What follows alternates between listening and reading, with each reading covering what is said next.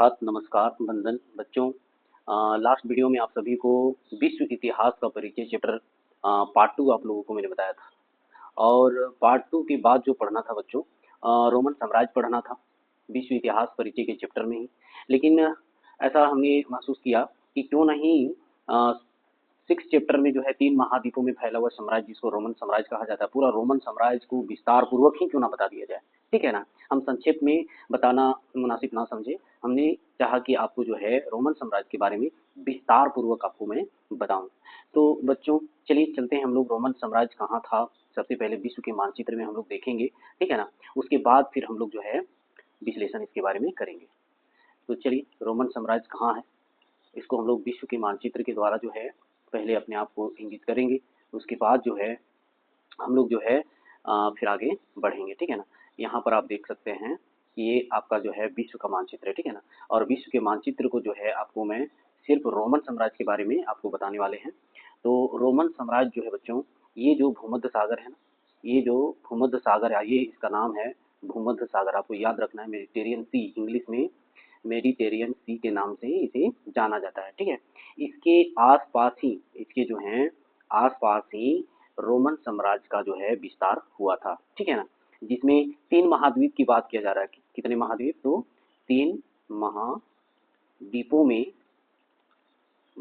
में फैला साम्राज्य। ठीक है, 3 महाद्वीपों में फैला हुआ साम्राज्य इसको क्यों कहा जाता है, तो इसको पहले हम लोग डिटेल से जानते हैं। ठीक है ना, पहले इधर देखिए पूरा यूरोप है। ठीक है ना, ये जो है आपका यूरोप है, और ये जो है आपका अफ्रीका है, ये जो है अफ्रीका है।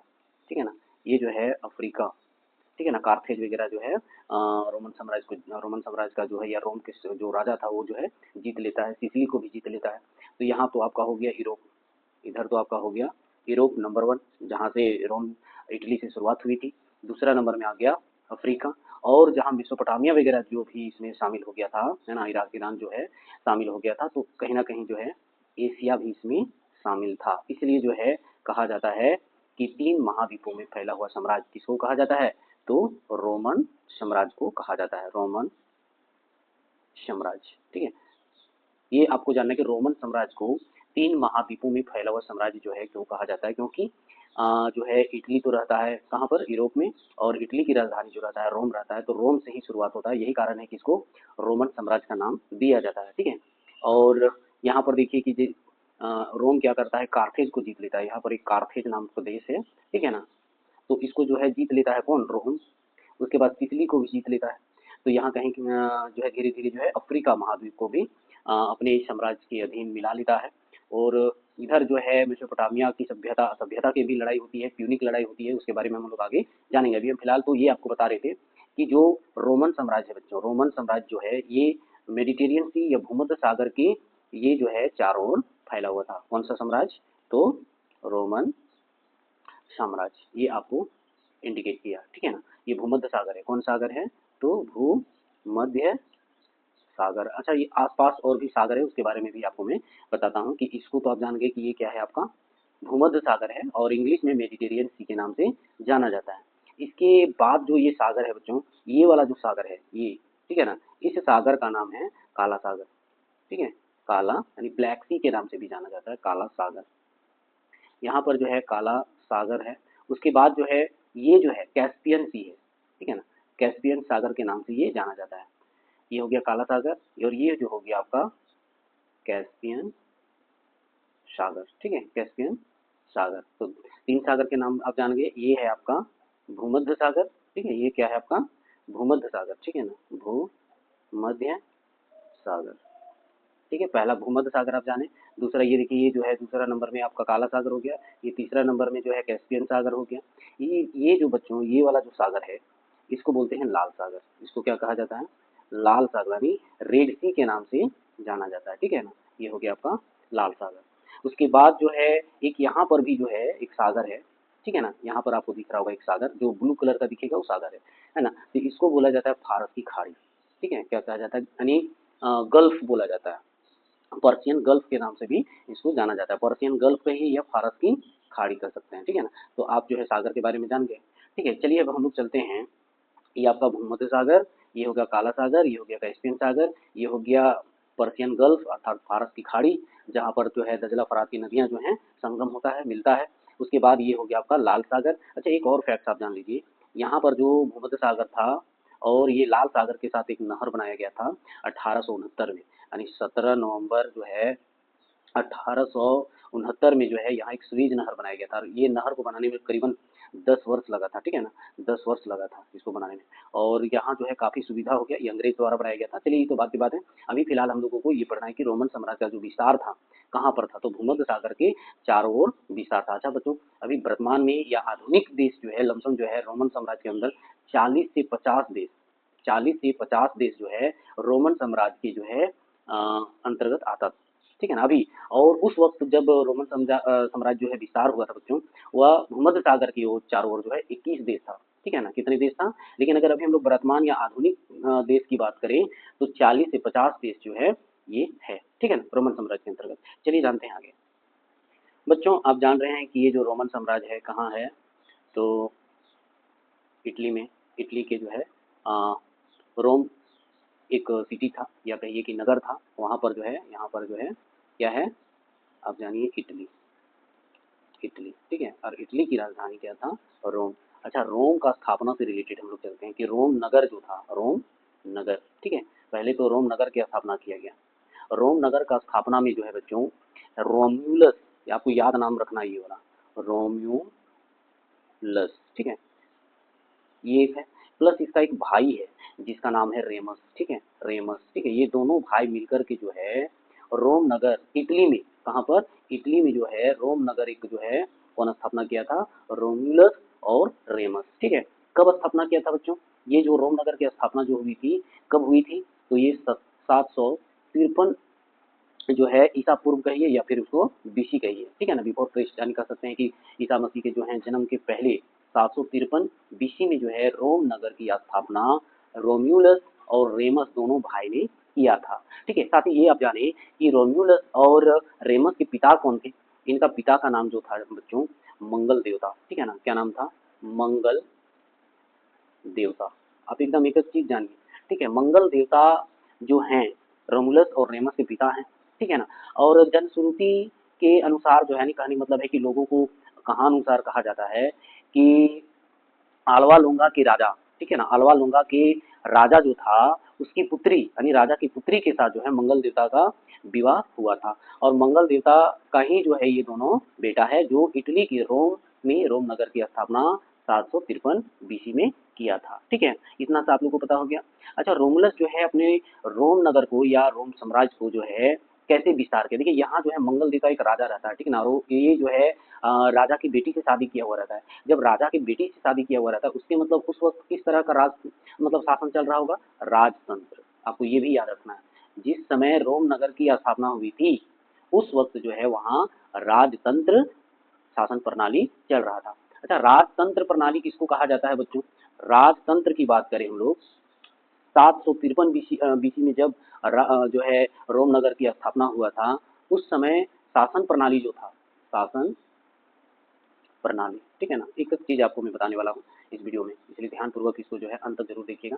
जो है उस वक्त का जो जब रोम नगर का स्थापना हुआ उस वक्त जो है शासन प्रणाली किस टाइप का था, राजतंत्र था। अच्छा, राजतंत्र किसको कहते हैं, तो राजतंत्र शासन की वह प्रणाली है जिसमें एक व्यक्ति या राजा या रानी जीवन भर के लिए जो है शासक होता है, वहाँ शासन करता है। और यह पद आमतौर पर वंशानुगत होता नहीं, राजा का बेटा ही फिर राजा बनेगा, फिर उसका बेटा राजा या रानी बनेगी, है ना। राजा या रानी के बाद उनका उत्तराधिकारी ही यानी शासन प्रणाली में शासक बनता है, इसको हम लोग राजतंत्र कहेंगे। और रोम नगर जो यहाँ पर जो इटली में, कहाँ पर, इटली में जो है रोम नगर, क्या, रोम नगर, ठीक है ना, आपको याद रखना है रोम नगर का जो स्थापना हुआ था 753 बीसी में, वो जो है रोम्यूलस, रोम्यूलस और इसका छोटा भाई का नाम था रेमस, ठीक है ना, ये दोनों भाई के द्वारा जो है यहाँ पर रोम नगर की स्थापना किया गया था।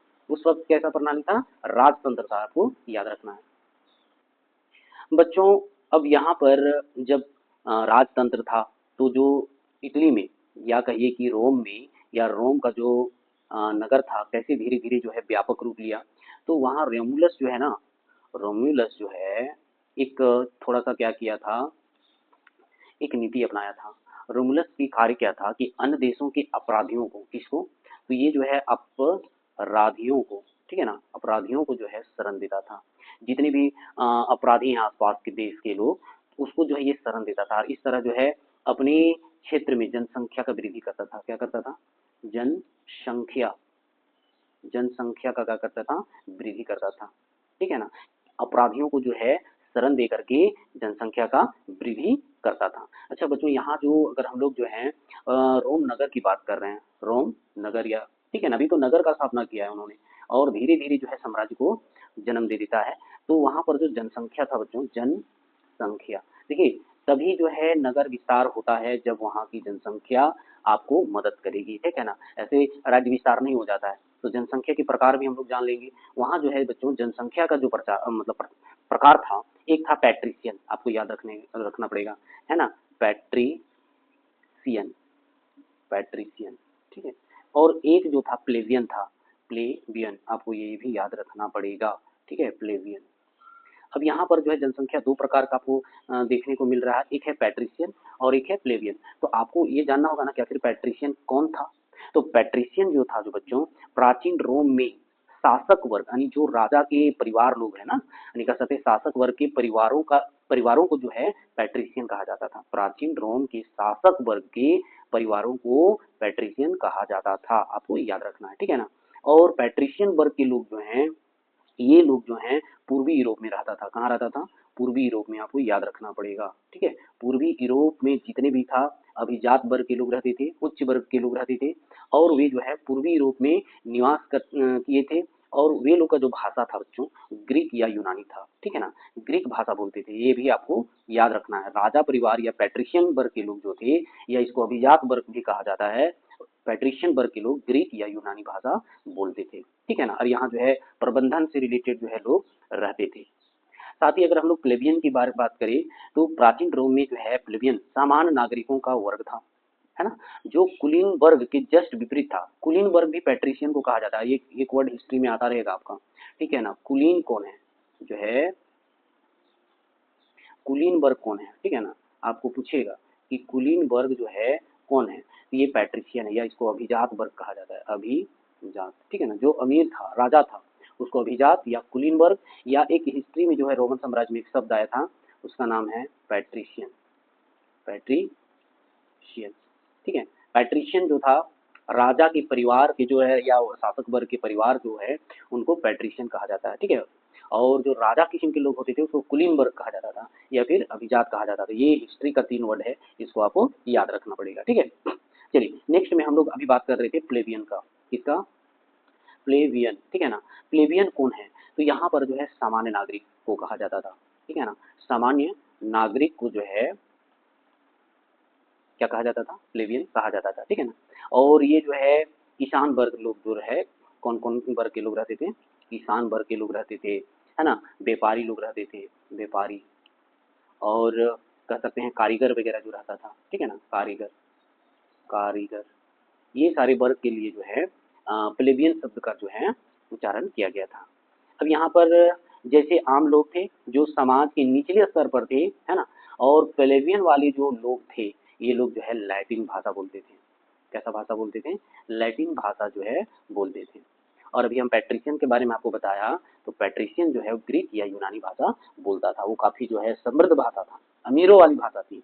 और लैटिन भाषा जो था निम्न स्तर का था, है ना, निम्न स्तर का। कहने का मतलब वहाँ का जो है क्षेत्रीय भाषा था। कौन? लैटिन। अभी जैसे झारखंड के लोग खोरठा बोलता है, तो बाहर वाले जब आते हैं हिंदी भाषी वाले लोग, तो बोलते हैं अरे ये तो क्या बोल रहा है, खोरठा बोल रहा है ना। तो खोरठा भाषी वाले को जो है हिंदी दृष्टि से लोग देखता है। उसी तरह जो है प्लेबियन जो बोलता था, उस लैटिन भाषा को जो है निम्न दर्जा दे रखा था, ठीक है। चलिए बच्चों, ये तो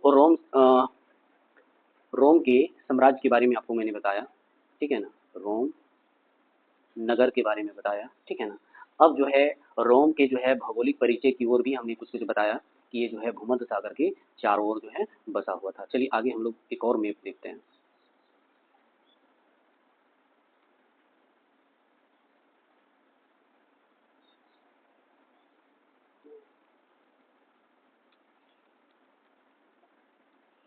ये है, ठीक है ना। इसको जो है आप देखिए, ये जो आप देख रहे हैं ना ये सागर जो है आपका भूमध्य सागर कहा जाता है। और भूमध्य सागर का एक फैक्ट है बच्चों कि रोम का हृदय कहा जाता है इसको। क्या कहा जाता है? तो रोम का हृदय, ठीक है ना। भूमध्य सागर को ये ऑब्जेक्टिव में पूछा हुआ है कि रोम का हृदय किसे कहा जाता है? तो रोम का हृदय जो है भूमध्य सागर को कहा जाता है। अच्छा, इसका जो है अगर हम लोग भौगोलिक परिचय बात करें तो इधर जो है आपका जो है उत्तरी सीमा कहलाएगा। ये जो कहलाएगा बच्चों, क्या कहलाएगा?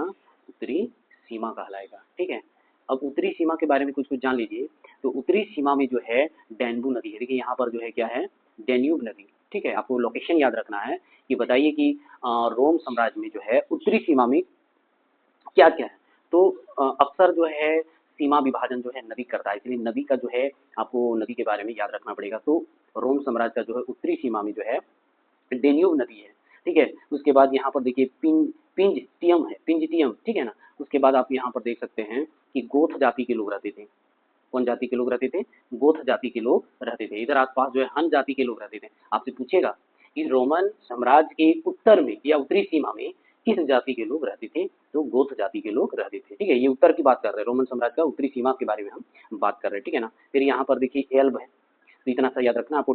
डेन्यूब नदी याद रखना है, लेकिन उत्तर और रोमन साम्राज्य का जो उत्तरी सीमा है उसमें जो है कौन नदी है, ठीक है। चलिए आगे हम लोग चलते हैं, पूर्वी सीमा की बात करते हैं। तो पूर्वी सीमा में जो है सीरिया वगैरह कौन है? इधर वाला एरिया जो है पूर्वी सीमा कहलाएगा। क्या कहलाएगा?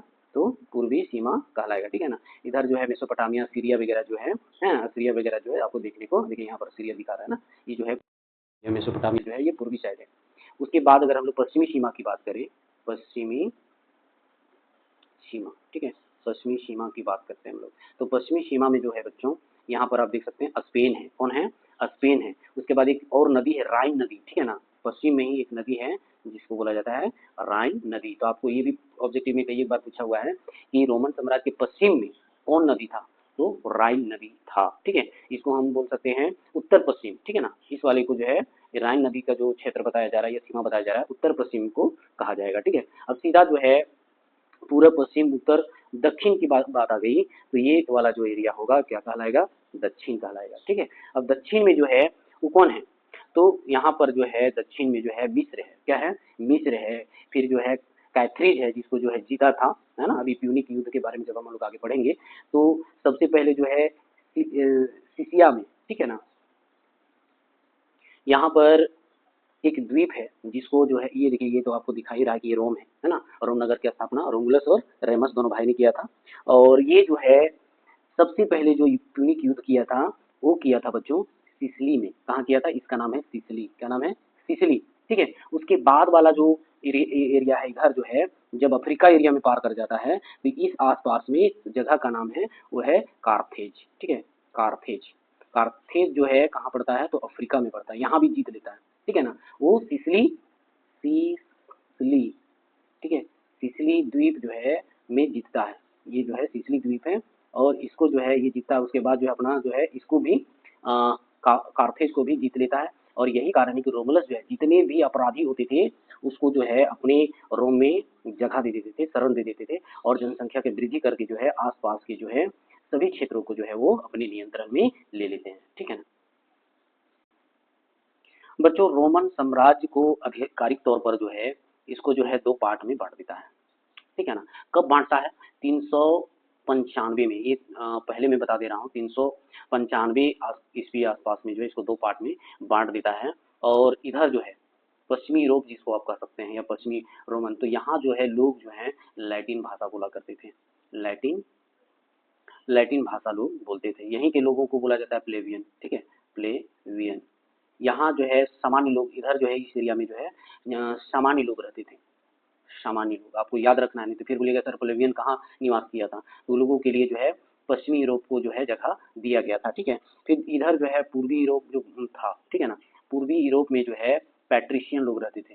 पैट्रिशियन, ठीक है। अब पैट्रिशियन कौन था? तो पैट्रिशियन जो है शासक वर्ग के जो परिवार के लोग थे वो पूर्वी यूरोप में रहते थे। और ये लोग जो है यूनानी कहलाता है। यही लोग जो है क्या कहलाता है? यूनानी लोग कहलाता है। प्रबंधन क्षेत्रों को लोग संभालता था, ठीक है ना, या कहिए कि ग्रीक भाषा बोल सकते हैं। यहाँ के लोग जो है कौन भाषा बोलते थे, तो ग्रीक भाषा या यूनानी भाषा बोलते थे। किस परिवार के लोग, तो शासक वर्ग के परिवार के लोग, जिसे पैट्रिशियन कहा जाता है। और सामान्य लोग जो थे वो उसको प्लेबियन, जो लैटिन भाषा और वो पश्चिमी यूरोप में था। चलिए ये भी हम लोग जान गए। आधिकारिक तौर पर जो है रोमन साम्राज्य को 395 ईस्वी में विभाजित दो भागों में किया गया था, पूर्वी यूरोप और पश्चिमी यूरोप, ठीक है। चलिए आगे देखते हैं। अब बच्चों इस रोमन साम्राज्य के बारे में हम लोग कुछ इसकी संस्कृति और भाषा के बारे में बात करेंगे। संस्कृति प्लस भाषा, ठीक है ना। संस्कृति और इसकी भाषा जो है सम्मिश्रण था, साझी सरकार थी, ठीक है ना। आज भी पूरी दुनिया में जो है इसकी संस्कृति की बोलबाला है। वहाँ पर जो है आज पहले अंग्रेजी बोला करते थे लोग, अंग्रेजी बोला करता था। तो क्या अंग्रेजी भाषा पूरी दुनिया में आज कायल हो गया है? अंग्रेजी लोग पढ़ने के लिए विशेष अपने आप को उच्च वर्ग मानता है, ठीक है। हालांकि लैटिन भाषा से निकला हुआ अंग्रेजी जो है वो लैटिन भाषा से निकला हुआ है, आपको याद रखना है। कौन भाषा से? लैटिन भाषा से ये इसका जो है निकला हुआ है, उद्गम हुआ है, ठीक है। तो ये आज भी इसकी संस्कृति और इसकी भाषा जो है पूरी दुनिया में कायल है, ठीक है। और कहिए तो जब रोमन साम्राज्य की बात हम लोग करते हैं, ये पूरे रोमन साम्राज्य की बात करते हैं, तो यहाँ जो है साझी सरकार थी। साझी का मतलब है कि मिला जुला जो है लोग। हालांकि हम लोग वहाँ पर अभी देख रहे थे कि वहाँ राजतंत्र था। क्या था? राजतंत्र था। जब 753 बीसी में जो है रोमुलस द्वारा जो है रोम नगर की स्थापना किया गया था, लेकिन जो है मिला जुला सरकार चलता था, ठीक है। कई भाषाएं जो है वहाँ बोली जाती थी, लेकिन मुख्य रूप से जो है आपको मैं भाषा के बारे में जो बताया कि इस टाइप का दो भागों में रोमन साम्राज्य को बांट दिया जाता है। और पश्चिमी वाले को जो है निम्न वर्ग कहा जाता है, घर वाले को जो है भाषा के बारे में अगर हम बात कर रहे हैं तो इधर जो है निम्न वर्ग के लोग रहते थे, ठीक है। निम्न वर्ग के लोगों को प्लेबियन कहा जाता था, प्लेबियन, ठीक है। जहाँ पर जो है किसान, मजदूर, व्यापार, कारीगर, है ना, कला कला से जो निपुण था, वे सारे लोग जो है निम्न वर्ग के अंतर्गत आते थे और ये पश्चिमी में आते थे, ठीक है ना। और पूर्वी में जो है पैट्रिशियन लोग रहते थे, पैट्रिशियन, ठीक है ना, पैट्रिशियन। और ये लोग जो हैं उच्च वर्ग या फिर इसको अभिजात वर्ग कहा जाता था। कौन वर्ग? अभिजात वर्ग, ठीक है। और ये जो है जनसाधारण भाषा लोग बोलते थे और यहीं से जो है अंग्रेजी निकला है, ठीक है ना। अंग्रेजी जो है कहाँ से निकला है? अंग्रेजी जो है लैटिन भाषा, यहाँ जो लोग बोलते थे वो लैटिन भाषा बोलते थे, ठीक है ना। लैटिन भाषा ही से ही निकला हुआ है अंग्रेजी, और दुनिया, पूरी दुनिया में जो है छा गया। ये आपको पता चल गया। चलिए जैसा कि हम लोग देखें कि रोमन साम्राज्य जो है वो 3 महाद्वीपों में फैला हुआ है। कितने महाद्वीपों में? 3 महाद्वीपों में जो है, द्वीपों में फैला हुआ है, ठीक है। 3 महाद्वीपों में। कौन कौन? तो पहला यूरोप, क्योंकि इटली कहाँ है? यूरोप में।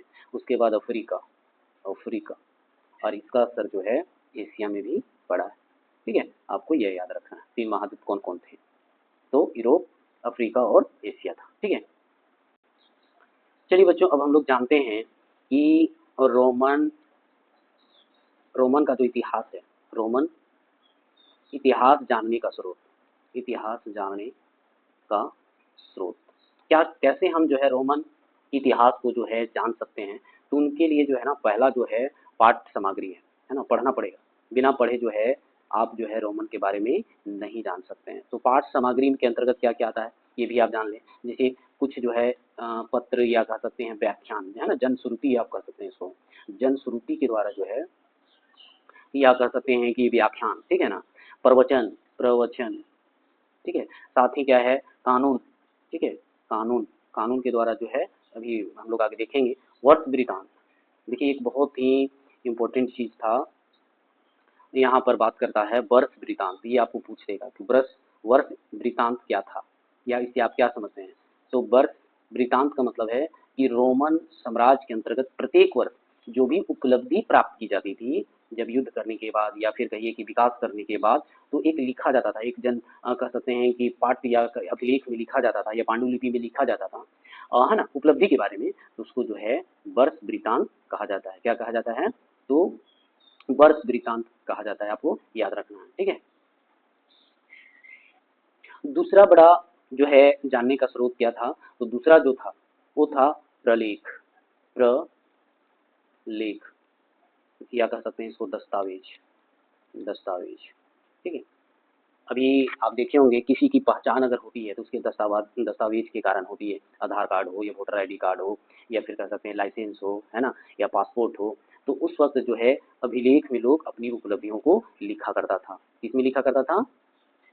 अभिलेख में जो है लिखा करता था। साथ ही पांडुलिपि, ठीक है ना, पांडुलिपि ये पूछेगा, पांडुलिपि किसमें लिखा जाता था? तो पैपायरस के पेड़ की छाल से जो है पांडुलिपि लिखा जाता था। काफी जो है उसका पैपायरस का पेड़ जो हुआ करता था उसकी छाल और उसके पत्ते जो है बहुत चिकनाहट रहता था, स्मूथ रहता था, तो उसमें लोग जो लिखता था, है ना, अपनी उपलब्धि के बारे में, है ना, राजा जो लिखवाता था उसको जो है पांडुलिपि कहा जाता है, ठीक है। और अभिलेख में तो जो है ठोस पत्थर में जो है लिखवाया जाता था, है ना, उत्कृत किया जाता था, उसको अभिलेख कहा जाता है, ठीक है।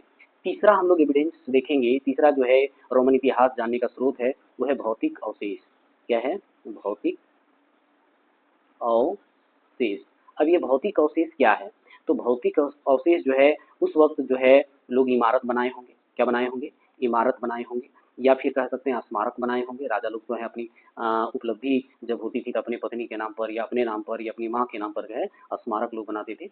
उसके बाद मिट्टी के बर्तन बनाए, ठीक है ना, अपने खाने पीने के लिए, जो अपनी आजीविका को चलाने के लिए जो है बर्तन, है ना, किस प्रकार के, तो मिट्टी के बर्तन जो है लोग बनाया करता था, ठीक है। ये जो है भौतिक अवशेष है। अच्छा, उस वक्त जो है अपनी व्यापार को चलाने के लिए सिक्के का भी इस्तेमाल किया होगा, ठीक है। तो सिक्के के जरिए जो है रोमन के इतिहास को जाना जा सकता है। और संपूर्ण भूदृश्य, देखिए यहाँ पर आपको भूदृश्य, जैसे मैंने बताया कि भूमध्य सागर को रोमन साम्राज्य का हृदय कहा जाता है, और रोमन साम्राज्य के आसपास जो जितने क्षेत्र पर वो जो नियंत्रण रखा था इसी को भूदृश्य कहा जाएगा, ठीक है। तो ये जो था रोमन इतिहास जानने के स्रोत। चलिए अब हम लोग जो है इसकी विश्लेषण में लौटते हैं। जो है बच्चों वहाँ पर जो है पैपायरस का जो पेड़ पाया जाता था, तो अफ्रीका में एक नील नदी है, ठीक है ना, नील नदी। कौन कैसा नदी? तो नील नदी, ठीक है ना। और आपको मैं बता दूं नील नदी की जो लंबाई है बच्चों, लमसम 6650 किलोमीटर जो है लंबी है। अच्छा, इस नील नदी जो है दुनिया की सबसे लंबी नदी के नाम से जाना जाता है, और इस नदी के तट पर जो है पैपायरस के पेड़ पाया जाता था। पैपायरस, या, है ना, पैपायरस नामक एक पेड़ पाया जाता था, और इसकी छाल जो होता था, छाल, ठीक है ना, और पत्ते, पत्ते, इससे क्या होता था, बहुत स्मूथ रहता था, चिकना रहता था, तो उसमें लोग लिखते थे अपने उपलब्धियों के बारे में, अपने विकास के बारे में, जो जो राजा जो है अपने जीवन काल में स्मारक बनाया हो, इमारत बनाया, उसके बारे में लिखता था, या फिर अपने शासन काल को कैसे चलाना है, नियम कानून जो लिखता था वो पैपायरस के पेड़ की छाल में लिखा करता था, जिसको पांडुलिपि कहा जाता है। समझ रहे हैं ना। और इसको जो है एक लैंग्वेज था, पैपायरोलॉजिस्ट द्वारा जो है इसको पढ़ा जाता था। जो पांडुलिपि को हर कोई नहीं पढ़ पाता था। पांडुलिपि जो था, पांडुलिपि हर कोई नहीं पढ़ सकता था, ठीक है ना। इसके लिए जो है पैपायरोलॉजिस्ट, देखिए पैपायरोलॉजिस्ट द्वारा जो है पांडुलिपि को पढ़ा जाता था, ठीक है। तो चलिए आगे हम लोग चलते हैं विश्लेषण में। अब यहाँ पर जो है एक और हम लोग को जानना है बच्चों, यहाँ पर कि रोमन साम्राज्य किसके बारे में, रोमन साम्राज्य के बारे में। तो रोमन साम्राज्य जो है दो पार्ट में बटा हुआ था, आपको यहाँ पर बताते हैं। पहला था परवर्ती साम्राज्य, परवर्ती, ठीक है, परवर्ती साम्राज्य, और एक जो था पूर्ववर्ती था, पूर्ववर्ती, ठीक है, इसके बारे में आपको बताते हैं। परवर्ती में जो है कितने प्रकार के जो हैं शासन काल रहा, इसके बारे में हम लोग देखेंगे। तो इसमें जो है 3 शासन काल रहा, ठीक है ना। जो परवर्ती साम्राज्य है इसमें जो है पहला जो है, जैसे रेमुलस की बात करें तो उस वक्त क्या था, राजतंत्र था। क्या था? राजतंत्र, ये नंबर 1 हो गया। दूसरा में आ गया फिर गणतंत्र, क्या आ गया, गणतंत्र आ गया, ठीक है ना, ये हो गया आपका दूसरा में, दूसरा नंबर। अब तीसरा नंबर में अगर हम लोग बात करें बच्चों, तो तीसरा में जो है साम्राज्य काल हो गया। कौन काल? साम्राज्य काल, ये आपको जानना है, ठीक है। रोमन साम्राज्य को 2 पार्ट में बांट करके पढ़ना है, एक है परवर्ती साम्राज्य, एक है पूर्ववर्ती साम्राज्य। लेकिन विशेष रूप से रोमन साम्राज्य के बारे में अगर आपको जानना है तो परवर्ती साम्राज्य को जानना पड़ेगा, जिसको 3 भाग में बांट करके पढ़ना है। पहला राजतंत्र, गणतंत्र और साम्राज्यवाद या साम्राज्य काल, ठीक है ना। ये जो राजतंत्र जो चला बच्चों, ये जो है 753 से लेकर 510 तक जो है क्या चला था, राजतंत्र चला था। और 510 से लेकर 27 बीसी तक, कितना, 27 बीसी तक जो है वो गणतंत्र चला।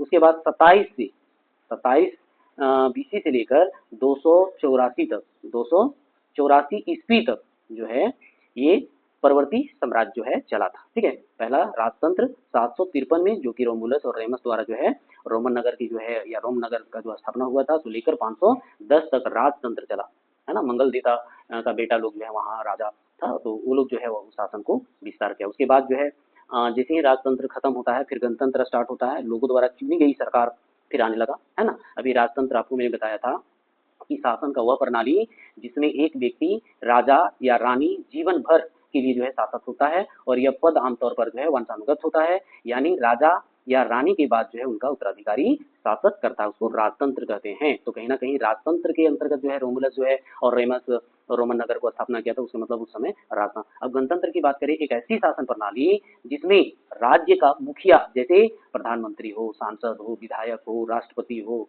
है ना, लोगों द्वारा चुना जाता है ना, ना कि वंशानुगत या किसी अन्य तरीके से, तो उसको हम लोग क्या कहेंगे, गणतंत्र कहेंगे। उसके बाद फिर क्या होने लगा, यहाँ पर नियम कानून जब बन जाता है, सीनेट वगैरह बन जाता है, तो साम्राज्य काल की ओर बढ़ जाता है। चलिए अब हम लोग जो है पूरी विश्लेषण में आते हैं, तब आपको पता चलेगा कि कौन रोमन साम्राज्य की स्थापना किया, कैसे किया। ठीक है,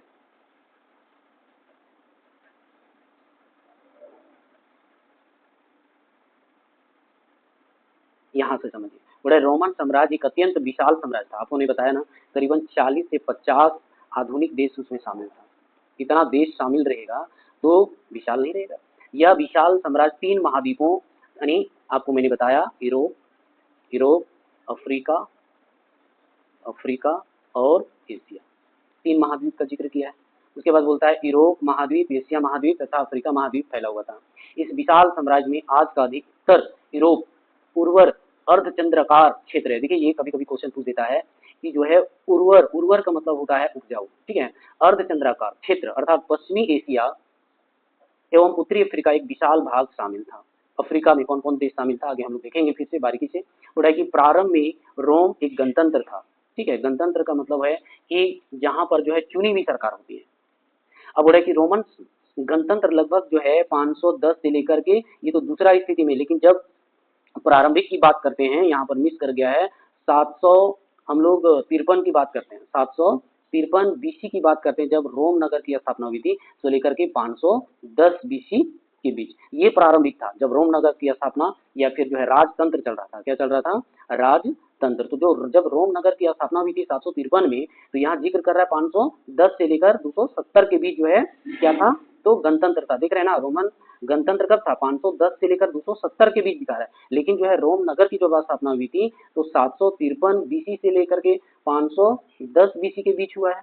उस समय जो है क्या चल रहा था, राजतंत्र चल रहा था। ठीक है ना, तो यहाँ जो लिखा है कि प्रारंभ में रोम गणतंत्र था, नहीं बल्कि क्या था, राजतंत्र था। क्योंकि आपको कोई भी बताएगा कि रोम नगर की स्थापना कब हुआ था, तो 753, ठीक है ना, तो उस वक्त क्या था, राजतंत्र था। ठीक है, अब यहाँ पर जो बोलता है अर्थात 500 वर्ष दीर्घ काल तक अस्तित्व में रहा, यानी 500 वर्ष तक जो है किस तरह का शासन व्यवस्था या शासन प्रणाली चला था, तो गणतंत्र चला था। गणतंत्र का मतलब है कि लोगों द्वारा या एक ऐसी शासन प्रणाली जिसमें राज्य की मुखिया जैसे कि प्रधानमंत्री, राष्ट्रपति, सांसद, विधायक लोगों द्वारा चुना जाता है।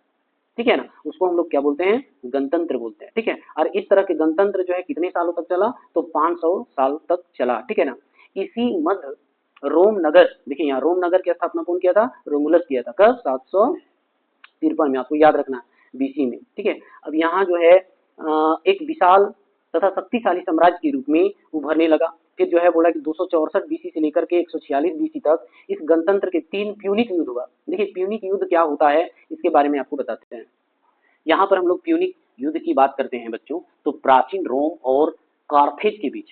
ठीक है ना, अभी मैंने आपको दिखाया था कार्थेज कहाँ था, तो यहाँ जो है प्राचीन रोम, कौन, प्राचीन रोम और कार्थेज, कार्थेज के बीच जो है एक युद्ध हुई थी। ठीक है ना, और एक युद्ध की श्रृंखला थी। ये युद्ध भूमध्य सागरीय क्षेत्र पर जो है नियंत्रण के लिए लड़े गए थे। जो प्यूनिक युद्ध था वो जो है प्राचीन रोम जो है ना, अपना जो है विस्तार, राज्य का विस्तार, साम्राज्य का विस्तार करने के लिए, या कहिए भूमध्य सागरीय पर अपने भूमध्य सागरीय क्षेत्र पर अपना नियंत्रण को रखने के लिए जो लड़ा गया है उसको प्यूनिक युद्ध कहा गया। और इसके अंतर्गत 3 युद्ध लड़ा गया। ठीक है ना, पहला जो है सिसिली द्वीप को प्राप्त करने के लिए, है ना, सिसिली द्वीप को प्राप्त करने के लिए अभी आपको मैं दिखाई देता हूँ। चलिए आइए, मैप में जब हम लोग जाएंगे तब समझ में आएगा कि कहाँ जो है सिसिली है, कहाँ कार्थेज है। चलिए यहाँ पर आ जाइए, ये आपका रोम है, ठीक है ना। और प्यूनिक युद्ध जब हुआ तो सबसे पहले जो है वो जो है सिसिली पर कब्जा किया। ये जो है क्षेत्र जो है इसको सिसिली द्वीप कहा जाता है। यहाँ पर जो है उन्होंने युद्ध किया और अपना जो है रोम नगर को या साम्राज्य को जो है विस्तार कर लिया। उसके बाद यहाँ जो है कार्थेज है, ठीक है ना, दूसरा, ये पहला हो गया है ना। प्यूनिक युद्ध 3 हुआ था, जिसमें पहला सिसिली के साथ हुआ। सिसिली सिसिली द्वीप, कौन द्वीप में हुआ? तो सिसिली द्वीप में पहली लड़ाई यानी प्यूनिक। अगर हम लोग प्यूनिक की बात करें, प्यूनिक युद्ध जो हुआ था, प्यूनिक युद्ध, प्यूनिक युद्ध जो हुआ था, पहला युद्ध हुआ सिसिली द्वीप को इस द्वीप पर अपना नियंत्रण बनाए रखने के लिए इसके साथ लड़ाई करता है। दूसरी युद्ध जो होता है बच्चों, वो होता है कार्थेज, ठीक है, कार्थेज। देखिए कार्थेज जो है अफ्रीका महाद्वीप में भी पड़ता है। तो ये दूसरा जो युद्ध हुआ कार्थेज का। तीसरा युद्ध जो हुआ हनिबल के साहसिक सैन्य जो था, ठीक है ना, जो इस पास आसपास की जो सेना था काफी जो है मजबूत रहता है और उससे जो है लड़ाई करता है और अपने इस क्षेत्र को जो है अपने नियंत्रण में ले आता है। तो इसको जो है हनिबल की साहसिक सैन्य के लिए जो लड़ाई किया था। तो 3 जो है युद्ध हुआ है ना, प्यूनिक युद्ध जो है 3, पहला सिसिली द्वीप पर नियंत्रण के लिए, दूसरा कार्थेज एरिया को अपने नियंत्रण में ले लिया, ठीक है ना, कार्थेज जो है उसको नियंत्रण में ले लिया। उसके बाद जो है हनिबल को अपने वहाँ की साहसिक सैन्य जो था काफी जो है लड़ाकू तो इन्होंने युद्ध किया और हमेशा जो है रोमन साम्राज्य की विजय ही हुआ है, ठीक है ना। यही कारण है कि अपने रोमन साम्राज्य को जो है भूमध्य सागर के चारों ओर को विस्तार कर पाया। चलिए अब आगे हम लोग चलते हैं यहाँ पर विश्लेषण में। विश्लेषण के हिसाब से फिर आपको मैप में लेके आएंगे और मैप के जरिए आपको सारा प्रॉब्लम जो है क्लियर कराएंगे आपको। तो बच्चों आप ध्यान से वीडियो को देखते रहें, ठीक है, लाइक शेयर और सब्सक्राइब जरूर करें, अपने दोस्तों तक जरूर भेजें। चलिए प्यूनिक युद्ध के बारे में हम लोग जानेंगे। उसके बाद क्या है कि विस्तार किया, एक महान साम्राज्य बना, ठीक है। जब उस समय लड़ता था ना तो लोग अपने आप को महान बोलता था, अपने साम्राज्य विस्तार कर लेता था। आजकल जो ऐसा ऐसा कानून है ना कि दूसरा का जमीन आप छीन भी नहीं सकते। इसने एक महान सभ्यता को जन्म दिया। देखिए सभ्यता हम लोग पिछला लास्ट चैप्टर में पढ़ के आ रहे हैं, जहाँ लोग अपना समूह समाज गांव का निर्माण करके जो है रहता था, उसको सभ्यता कहा जाता है। जिसने विश्व की सभ्यताओं को तमाम रूपों में प्रभावित किया है ना। जो है रोमन साम्राज्य जो है या रोमन साम्राज्य की जो सभ्यता था दुनिया को प्रभावित किया। आज अगर हम लोग प्रभावित नहीं होते तो अंग्रेजी नहीं पढ़ते।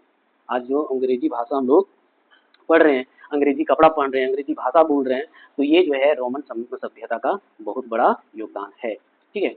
चलिए आगे हम लोग देखते हैं। वास्तव में रोमन साम्राज्य विभिन्न स्थानीय और संस्कृतियों भाषाओं के वैभव से संपन्न था। आज भी उसकी संस्कृति की कायल है। जब कोई बच्चा जन्म लेता है या फिर उसका बर्थडे मनाना हो या मैरिज एनिवर्सरी मनाना हो, ठीक है ना, तब जो है हम लोग रोमन साम्राज्य का या पश्चिमी सभ्यता का जो है हम लोग यूज करते हैं, भाषा उसी का बोल रहे हैं, है ना। काफी संपन्न था। सभ्यता के उस अतीत काल में रोमन समाज में महिलाओं की कानूनी स्थिति मजबूत थी। उस देखिए ज्योग्राफी भी कहता है कि जहाँ महिला सशक्त हो, महिला शिक्षित हो, महिला साक्षर हो, महिला जो है प्रशिक्षित हो, वह देश जो है मजबूत होता है। तो यहाँ पर भी इतिहास गवाह है कि महिलाओं को सशक्त बनाने से देश समाज परिवार सशक्त हो जाता है। चलिए यहाँ पर देखिए वैसी स्थिति आज अनेक आधुनिक देशों में भी देखने को नहीं मिलती, परंतु रोमन अर्थव्यवस्था प्रमुख रूप से दास श्रम पर आधारित थी। देखिए दास दास किसको कहा जाता है? जब राजा जो है अपने अधीन में कुछ नौकरों को सिर्फ 3 टाइम का जो खाना या 2 टाइम का खाना दे करके जो है जबरन काम करवाया जाता था, तो उसको दास प्रथा कहा जाता है। यही कारण है कि रोमन साम्राज्य का पतन भी हो जाता है। देखिए यहाँ पर लिखा भी है, यही इसके पतन का भी कारण रहा है। जिसको आप जब दास बनाने लगेगा, फ्रेंड बना करके आप अपने मजदूर को जो है दोस्त बना करके जितना अच्छे से काम करवा सकते हैं, अगर आप दास प्रथा की जो है प्रचलन कर लिए तो इतिहास गवाह है कि समाज ध्वस्त हो जाता है, पतन की ओर चला जाता है। चलिए नेक्स्ट हम लोग विवरण को देखते हैं। रोमन साम्राज्य के इतिहास के अध्ययन के स्रोत आपको मैंने बताया था कि जो है पाठ्य सामग्री में क्या क्या आता है ना। पाठ्य सामग्री में जो है क्या क्या आता है, प्रलेख या दस्तावेज में क्या क्या आता है, जिसको पांडुलिपि और आपको अभिलेख के बारे में मैंने जिक्र करवाया। और भौतिक अवशेष की अगर हम लोग बात करें बच्चों, हम लोग भौतिक अवशेष की बात करें तो इमारत के बारे में मैंने बताया था, इमारत, ठीक है। उसके बाद जो है आपको स्मारक के बारे में बताया, स्मारक। उसके बाद जो है मिट्टी के बर्तन, मिट्टी के बर्तन, साथ ही आपको सिक्के, ठीक है ना, ये सब जो है उस काल का जो है कुछ ना कुछ इतिहास बताता है। भूदृश्य, है ना। और दस्तावेज में आपको पांडुलिपि और अभिलेख के बारे में जिक्र किया। अच्छा पाठ्य सामग्री में जो है प्रवचन या उस वक्त जो है व्याख्यान लेक्चरर चलता था, प्रवचन चलती थी। उस समय का जो है कानून, वर्ष वृतांत लिखा जाता था। इस पॉइंट में सबसे इम्पोर्टेंट चीज है वर्ष वृतांत, वर्ष वृत्तांत। ये क्या होता था, प्रत्येक वर्ष जो है राजा अपनी उपलब्धियों को कहिए कि इमारत की पांडुलिपि या अभिलेख के द्वारा जो लिखवाया जाता था अपनी उपलब्धियों के बारे में, अपना विकास के बारे में या अपना शासनकाल के कानून व्यवस्था के बारे में, तो उसको वर्ष वृत्तांत के नाम से जाना जाता है। ये पाठ सामग्री तो बहुत ही इंपॉर्टेंट टॉपिक है। चलिए अब हम यहाँ पर देखेंगे पाठ सामग्री के बारे में। तो पाठ सामग्री के प्रमुख रूप से समकालीन विद्वान द्वारा जो है वृत्तांत सम्मिलित है, जो लिखता था, अभी मैंने कहा कि जो है वर्ष में एक बार दीदी यहाँ लिखा हुआ भी, उन्होंने वर्ष वृत्तांत कहा जाता है, क्योंकि यह वृत्तांत प्रति वर्ष लिखे जाते थे। इस श्रेणी में धर्मी प्रदेश, व्याख्यान, प्रवचन रखे गए।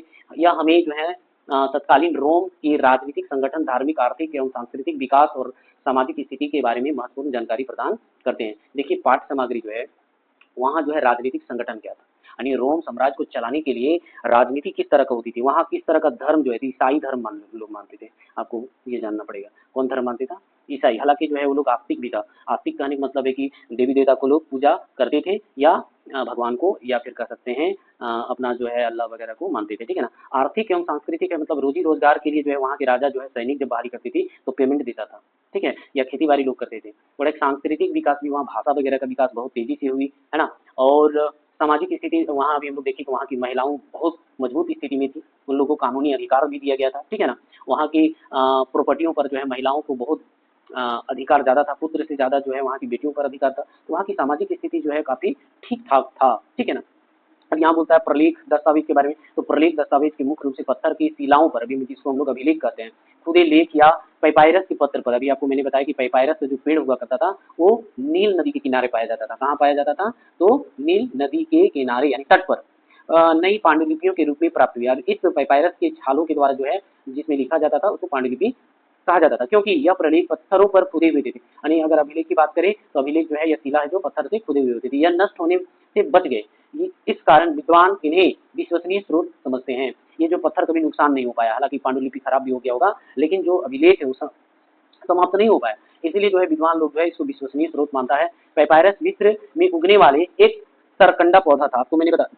अब नील नदी कहाँ है भैया, तो नील नदी जो है आपका जो है मिस्र में पाया जाता है। नील नदी जो है कहाँ, तो मिस्र की सभ्यता हम लास्ट वीडियो में आप पढ़ाया है, उसको आप देख लीजिएगा तो ये आपको मिल जाएगा, ठीक है ना। वहाँ पर जो सरकंडा पौधा सीधा उगता था, नील नदी के किनारे उगता था, इससे लेखन सामग्री बनाई जाती थी। देखिए यहाँ पर क्या है कि लेखन सामग्री जो है बनाई जाती थी। उसके बाद पैपायरस के लिखित संविदा पत्र, लेख, संवाद, यानी संवाद का मतलब होता है डिबेट, ठीक है ना, आपस में बात विचार करना, एवं सरकारी दस्तावेज बहुसंख्या में प्राप्त हुआ है। अब इन सबको प्रसिद्ध विद्वानों द्वारा जो है पैपायरोलॉजिस्ट, अभी हमने बताया था कि अगर आपको पांडुलिपि पढ़ना है तो पैपायरोलॉजिस्ट या फिर पैपायरस शास्त्री के रूप में प्रकाशित किया जा चुका है। यानी इसको जो है अगर पांडुलिपि पढ़ना है तो आपको पैपायरोलॉजिस्ट जो है पढ़ाई करना पड़ेगा, ठीक है ना। अब यहाँ पर क्या है, भौतिक अवशेष के बारे में हम लोग देख लेते हैं। तो भौतिक अवशेष जो है बच्चों यहाँ पर बोलता है पुरातात्विकों ने कि खुदाई एवं क्षेत्र सर्वेक्षण के द्वारा जो है प्राप्त होने वाली वस्तुएं, जैसे कि भवन, अभी आपको मैंने बताया था, स्मारक, ठीक है, या इमारत कह सकते हैं, ढांचे, अन्य संरचनाएं, मिट्टी के बर्तन, है ना, और पच्चीकारी का सम्मान इत्यादि भौतिक अवशेषों में सम्मिलित है। इन सभी के द्वारा जो है समकालीन इतिहास का ज्ञान प्राप्त होता है, ठीक है। चलिए आगे हम लोग देखते हैं स्टेटमेंट, साम्राज्य का विस्तार कैसे हुआ। तो यहाँ पर जो है 510 से दिया हुआ है, यहाँ जो है आपका जो है 510 से दिया गया है।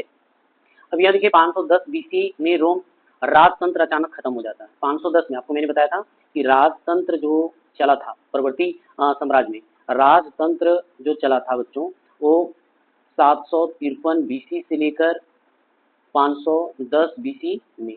तो 510 बीसी का जिक्र किया जा रहा है कि राजतंत्र अचानक क्या हो जाता है, समाप्त हो जाता है, खत्म हो जाता है। अंतिम राजा, देखिए यहाँ पर राजतंत्र के अंतिम राजा जो है तारक्वीन, आपको याद रखना पड़ेगा इसको, तारक्वीन को सत्ता से हटा दिया गया तथा इसके साथ ही रोम को एट्रैक्शन शासन जो है, यहाँ देखिए क्या बोल रहा है कि एट्रैक्शन जो है शासन भी समाप्त हो गया और रोम में शासन का राजनीतिक स्वरूप खत्म हो गया। यहाँ पर देखिए आपका जो है राजतंत्र यही समाप्त हो जाता है, वह गणतंत्र बन गया। अब क्या है, गणतंत्र बन गया, यानी परवर्ती साम्राज्य का पहला जो काल था जिसको राजतंत्र आप कह रहे थे, वो राजतंत्र अब क्या हो जाता है, समाप्त हो जाता है। अब परवर्ती साम्राज्य का दूसरा काल शुरुआत हुआ है जिसका नाम हम लोग गणतंत्र कह रहे हैं, ठीक है। और गणतंत्र के बारे में मैंने आपको बताया कि कैसा, एक ऐसी शासन प्रणाली जिसमें राज्य का मुखिया जैसे कि प्रधानमंत्री, राष्ट्रपति, सांसद, विधायक लोगों द्वारा जो है चुना जाता था, उसको क्या कहा जाता है, तो गणतंत्र कहा जाता है। अब ये जो है 510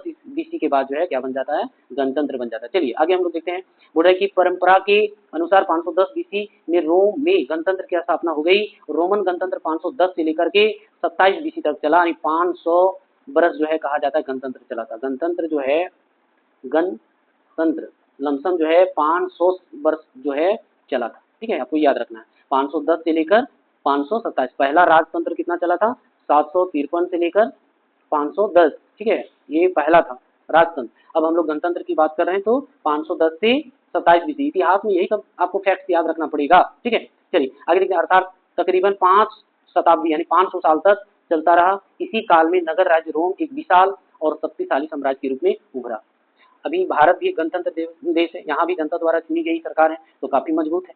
ठीक है ना, अभी पूरी दुनिया जो है भारत से जो है डरता है, तो कहीं ना कहीं जो है गणतंत्र के कारण जो है रोमन साम्राज्य का जो है काफी जो है विशाल, साथ ही वो शक्तिशाली साम्राज्य के रूप में उभरा। प्रसार हेतु कहता है कि उनके अनेक युद्धों का, लड़ाइयों को उलझना पड़ा, यानी बहुत लड़ाई लड़ा रोमन साम्राज्य को विस्तार करने के लिए। अभी हम लोग प्यूनिक युद्ध देख करके आ रहे हैं। अब यहाँ रोमन साम्राज्य के प्रसार के प्रथम चरण जो करीब 500 से लेकर 280 बीसी तक चला। देखिए यहाँ संघर्ष काल कहा जाएगा। 500 बीसी से लेकर 280 बीसी के बीच जो है काफी जो है रोमन साम्राज्य को जो है अपना प्रसार करने के लिए, विस्तार करने के लिए जो है संघर्ष करना पड़ा था। ठीक है, रोम ने समस्त इटावली यानी प्रायद्वीप पर अपना नियंत्रण स्थापित करने का प्रयत्न। इटली में ही रोम है, रोम पर जो है पूरा कब्जा करने के लिए जो है गणतंत्र का सहारा लिया गया। लोगों द्वारा चुनी गई सरकार द्वारा जो है नियंत्रित करने की कोशिश किया गया। उसने मध्य इटली में अपना प्रभुत्व स्थापित करके इस प्रक्रिया को आरंभ किया, गणतंत्र का आरंभ किया। ठीक है ना, फिर 295 बीसी तक अधिकतर मध्य इटली पर रोम का अधिकार स्थापित हो जाता है। धीरे धीरे जो है अपनी पूरा जो है रोम का जो है वर्चस्व फैला दिया जाता है। इसके पश्चात रोम ने दक्षिण इटली के यूनानी आपको मैंने बताया था कि यहाँ पर जो है दो भाग में, इधर वाले को यूनानी कहा जाता है। ठीक है ना, मैंने बताया था, और इधर वाले को जो है लैटिन कहा जाता है। क्या कहा जाता है, लैटिन कहा जाता है, आपको याद रखना है। ठीक है, यहाँ पर देखते हैं हम लोग कि इसके पश्चात रोम दक्षिण इटली यूनानी राज्यों की ओर ध्यान दिया और भयंकर युद्ध के बाद जो उन्होंने रोम पर अधीनता को स्वीकार करने के लिए विवश कर दिया। इतना लड़ाई, इतना जो है प्रेशर दिया गया कि लास्ट में जो है रोम के अधीन में आ गया। अधीन मतलब उसका गुलाम हो गया। फिर बोले इस प्रकार समस्त प्रायद्वीप प्रत्यक्ष या अप्रत्यक्ष रूप से रोम के अधीन में आ गया। धीरे धीरे जो है सारा जो इसका जो है राजनीति थी जो गणतंत्र के द्वारा, तो सभी जनता को जो है स्वर्णिम काल का शुरुआत हो गया था। सभी लोगों का जो हित के बारे में, तो धीरे धीरे जो है लोग गणतंत्र की ओर जो है आकर्षित होने लगे, प्रत्यक्ष और अप्रत्यक्ष रूप से, और पूर्ण रूप जो है रोम के अधीन में आ जाता है। फिर विस्तार के द्वितीय चरण में रोम वासियों का मुख्य उद्देश्य भूमध्य सागर को रोम का हृदय कहा जाता है। भूमध्य सागरीय क्षेत्र में रोमन साम्राज्य का प्रभाव को स्थापित करना था। रोमन गणतंत्र 264 से लेकर के 146 बीसी के काल को कार्थेज, देखिए दूसरा युद्ध जो हुआ था कार्थेज जो अफ्रीका में मैंने बताया था। ठीक है, ये दूसरा युद्ध लड़े जाने वाली 3 प्यूनिक युद्धों के द्वारा जो अपना पर्याप्त विस्तार कर लिया था। आपको प्यूनिक युद्ध के बारे में पीछे मैंने बताया था। मेपे साम्राज्य बन गया। रोमनों ने समस्त इतालवी प्रायद्वीप, जिसको गोल कहा जाता है, फ्रांस है ना, फ्रांस का पुराना नाम आपको कभी कभी पूछ देगा कि फ्रांस को रोमन साम्राज्य में क्या कहा जाता था, तो गोल कहा जाता था। स्पेन, दक्षिण अफ्रीका, मिस्र, पश्चिमी एशिया है ना, दूसरे भागों में अपना जो है नियंत्रण स्थापित कर लिया। अब इस प्रकार जो है दूसरी शताब्दी ईसा पूर्व के बीच जो है संपूर्ण भूमध्य सागरीय क्षेत्र पर जो है प्रत्यक्ष रूप से जो है क्या करता है, प्रत्यक्ष और अप्रत्यक्ष रूप से जो है रोमन साम्राज्य का अत्यधिक विस्तार हुआ। जूलियस सीजर के बारे में हम लोग पढ़ेंगे। उस समय की जो है अगर हम लोग समाज के बारे में भी व्याख्या करते हैं, समाज को कितने भागों में बांटा गया, फिर वहां जो है जूलियस सीजर कैसे आया। ठीक है, बड़ा युद्ध, नेताओं की जीत, उपलब्धियों को रोमन विश्व का सर्वाधिक विशाल साम्राज्य बना दिया। फिर बोला कि रोम के मैसेडोनिया तथा यूनानी राज्यों पर अपना नियंत्रण स्थापित कर लिया। देखिए कहाँ कहाँ पर जो है इतना युद्ध किया कि सबको जो है रोमन साम्राज्य में शामिल करते चला गया। 1947 बोला है कि 147 बीसी में मकदूनिया को रोम में मिला दिया गया, और इस प्रकार उन यूनानी राज्यों को भी प्रत्यक्ष रूप से जो है रोम का शासन स्थापित हो गया। ठीक है ना, अपना नियम कानून वहां जो है थोपने लगा। मकदूनिया से नियंत्रण रखा जाता था। मिस्र का जो है टोलेमिड राजवंश रोम साम्राज्य के संरक्षण में आ गया, है ना। देखिए यहाँ पर जो है मिस्र भी जो है किसके संरक्षण में आ गया, तो रोम साम्राज्य में, क्योंकि कार्थेज वगैरह जो है सब अफ्रीका में है, मिस्र भी कहाँ है, तो अफ्रीका में है ना। अब यहाँ इसका आशय था कि मिस्र अपनी विदेश नीति का निर्धारण स्वयं अब नहीं कर सकता है। पश्चिमी अनातोलिया पर रोमन साम्राज्य का भी अधिकार हो गया। देखिए अनातोलिया भी ले लिया, मिस्र ले ही लिया था, कार्थेज ले ही लिया था, अब जो है अनातोलिया पर भी जो है अपना साम्राज्य स्थापित कर लेता है। इस प्रकार जो है दूसरी शताब्दी तक के बीच जो है समस्त भूमध्य सागरीय क्षेत्र पर जो है अपना कह सकते हैं कि प्रत्यक्ष और अप्रत्यक्ष रूप से साम्राज्य स्थापित कर लिया। चलिए आपको एक जो है फैक्ट्स बताने वाले हैं बच्चों, उस फैक्ट्स को आपको जानना जरूरी है कि अगर मान लिया जाए रोमन साम्राज्य के अंदर जो जनसंख्या थी, है ना, क्या थी, जनसंख्या, ठीक है, जनसंख्या, इतना जो साम्राज्य को मिलाते जा रहा था तो वहाँ की जनसंख्या धीरे धीरे निरंतर बढ़ रहा था। तो जनसंख्या को दो भाग में बांटा गया था, मैंने जैसा कि बताया था, पैट्रिशियन और प्लेबियन, है ना। तो वहाँ पर जो है समाज जो है दो भाग में बढ़ जाता है, पैट्रिशियन और प्लेबियन तो है ही, पैट्रिशियन, अच्छा लिख ही देते हैं, पैट्रिशियन और दूसरा था प्लेबियन, ठीक है। ये दो तरह के लोग वहाँ निवास करते थे। पैट्रिशियन मैंने बताया कि जो शासक वर्ग के परिवार होते थे उसको पैट्रिशियन कहा जाता था, और जो सामान्य लोग जो रहते थे उसको, अब यहाँ चूंकि एक ही समाज में रहने वाले दोनों हैं, यहाँ पर अब एक चीज का निर्माण हो जाता है जिसका नाम है समाज, ठीक है। अब समाज को भी जो है दो भाग में बांटा जाता है। चलिए हम लोग देखते हैं समाज को जैसे दो भाग में कैसे बांटा। तो समाज जो है वो दो भाग में बट गया था, ठीक है ना। पूरा किताब का स्टेटमेंट पढ़ने से अच्छा पहले मैं समझा दूं। यहाँ पर जो है कोमियाटा, आपको नाम याद रखना पड़ेगा, कोमियाटा, ठीक है। उसके बाद जो था सीनेट, क्या था, सीनेट, जो भी जूलियस सीजर की बात की वो सीनेट के द्वारा चुना गया था, ठीक है। अब कोमियाटा क्या है ना, कोमियाटा के बारे में जानेंगे, सीनेट के बारे में जानेंगे, तब आगे हम लोगों को पता चलेगा, ठीक है। देखिए बच्चों कोमियाटा क्या है, कोमियाटा जो है ये राजा द्वारा तय उत्तराधिकारी होते थे। कोमियाटा के अंतर्गत जो है वो राजा जो जिसको चुन देता था, जिसे शासन करने के लिए, जिसको उत्तराधिकारी भी हम लोग कह सकते हैं, उसी को कोमियाटा भी कहा जा रहा है। राजा द्वारा जो नियुक्त किया जाता था, या कहिए कि तय किया जाता था कि जो है इस राज्य का कौन उत्तराधिकारी बनेगा, तो उसको जो है कोमियाटा कहा जाता है, ठीक है। राजा द्वारा नियुक्त उत्तराधिकारी जो होता था शासन के लिए, उसको कोमियाटा कहा जाता है, ठीक है। अच्छा अब हम लोग सीनेट के बारे में भी कुछ जान लेते हैं। सीनेट जो है बच्चों रोमन साम्राज्य में सीनेट एक शक्तिशाली राजनीतिक संस्था था, जिसे अभी हम लोग का सबसे शक्तिशाली हम लोग संसद बोलते हैं। कोई भी नियम कानून कहाँ बनती है, संसद में बनती है। कानून कहाँ बनती है, संसद में बनती है। उसी तरह जो है रोमन साम्राज्य में जो संसद का काम किया उसको सीनेट कहा जाता है, ठीक है। बहुत शक्तिशाली राजनीतिक संस्था थी जो सम्राट के लिए एक सलाहकार परिषद के रूप में कार्य करती थी। सीनेट एक कुलीन वर्ग मतलब है कि जो पैट्रिशियन था यानी शासक वर्ग था उसको कुलीन वर्ग कहा जाता है, ठीक है। ये सदस्य शामिल होते थे, यानी सीनेट में भी जो संसद बन करके आता था, यानी वहाँ जो नियम कानून बनाने वाला होता था वो भी पैट्रिशियन परिवार से होता था। किस परिवार से होता था, पैट्रिशियन परिवार से होता था। राजा के ही परिवार के लोग जो हैं सीनेट का जो अधिकारी के रूप में या सलाहकार के रूप में जो है शामिल होते थे, और ये घरेलू और विदेशी नीति पर जो है निर्णय लेने में सक्षम होते थे, ठीक है ना। इन लोग को अधिकार दे दिया जाता था कि आप लोग जो है सीनेट में बैठिए और सत्ता को कैसे सरल सहज और आसान तरीके से चलाया जा सके, कैसे साम्राज्य का विस्तार किया जा सके, उसको लेकर जो है सीनेट क्या करती थी, नियम कानून और चाहिए कि सलाहकार के रूप में जो है काम करता था। तो सीनेट आपको समझ गया, एज ए संसद की तरह जो है, पार्लियामेंट की तरह जो है सीनेट काम करता था। और कोमियाटा सीधा जो है राजा जिसको चुन देता था, है ना, अपने द्वारा जो है तय कर देता था कि ये उत्तराधिकारी बनेगा, उसको कोमियाटा कहा जाता है। लेकिन इसमें जो है चुनाव के द्वारा, जैसे भी हम लोग बोल रहे हैं गणतंत्र में जो है जनता द्वारा चुनी गई सरकार होती थी ना, तो यहाँ जो भी लोग अधिकारी बैठे हुए रहते थे वो चुनता था, ठीक है, सीनेट में चुना जाता था। और इसमें सीधा राजा जो है तय करता था कि ये रहेगा राजा, ठीक है। तो इसको कोमियाटा कहा जाता है, ठीक है। तो आज यहीं तक बच्चों, ठीक है। आपको फिर मैं अगली वीडियो में पार्ट 2 में मिलूंगा, रोमन साम्राज्य का पार्ट 2 में मिलूंगा। तो तब तक के लिए धन्यवाद, ठीक है। लाइक सब्सक्राइब जरूर करें, ठीक है। आपके लिए मैं सदा तत्पर रहूंगा। धन्यवाद।